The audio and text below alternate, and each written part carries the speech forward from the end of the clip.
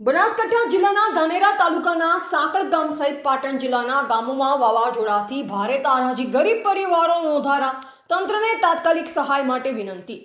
બનાસકાંઠા જિલ્લાના ધાનેરા તાલુકાના સાંકળ ગામમાં તાજેતરમાં આવેલા ભારે વાવાઝોડાથી વ્યાપક નુકસાન સર્જાયું છે। ગામમાં અનેકો લોકોના કાચા મકાનો અને પતરાવડા છાપરા પવનની તીવ્ર થપાટથી ઉડી ગયા છે, જે કારણે અનેકો ગરીબ પરિવારો બેઘર બની ગયા છે। બનાસકાંઠા જિલ્લામાં અને પાટણ જિલ્લામાં વાવાઝોડાના કારણે લાખો રૂપિયાનું નુકસાન। સાંકળ ગામમાં મોટાભાગના પતરાવાળા ઘરોના છાપરા ઉડી જવાથી લોકો ખુલ્લા આકાશ નીચે આવી ગયા છે। ગરીબ અને મજૂર વર્ગના કાચા મકાનો જમીનદોસ્ત થઈ જતા તેઓ નોધારા બન્યા છે।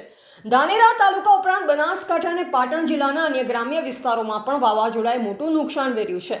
ખેતરમાં ઊભો પાક, વીજળીના થાંભલાને ઝાડ પડી જવાથી જનજીવન અસ્તવ્યસ્ત બન્યું છે।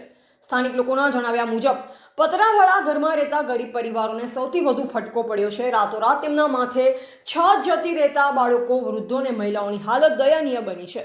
અનાજ, કપડાં અને ઘરવકરીનો સામાન પલળી જવાથી તેઓ ભારે મુશ્કેલીમાં મુકાયા છે। તંત્રને તાકીદની વિનંતી। આ કુદરતી આફતમાં નોધારા બનેલ ગરીબ પરિવારોને તાત્કાલિક ધોરણે યુદ્ધના ધોરણે સહાય પહોંચાડવામાં આવે તેવી નમ્ર વિનંતી છે। ઘર વિહોણ થયેલ લોકો માટે રહેવાની તાત્કાલિક વૈકલ્પિક વ્યવસ્થા કરવામાં આવે। ખાવા પીવાની કીટ, તાડપત્રી અને રોકડ સહાય તુરંત આપવામાં આવે। નુકસાનીનો તાત્કાલિક સર્વે કરી વળતર ચૂકવવાની કાર્યવાહી હાથ ધરવામાં આવે। ચોમાસું નજીક હોવાથી જો તાત્કાલિક પગલાં નહીં લેવાય તો આ પરિવારોની મુશ્કેલી અનેકો ગણી વધી જશે। તંત્ર દ્વારા સંવેદનશીલતા દાખવી ઝડપથી કાર્યવાહી કરી અસરગ્રસ્તોને મદદરૂપ થાય તેવી ગ્રામજનો અને સામાજિક કાર્યકરો અપેક્ષા રાખી રહ્યા છે।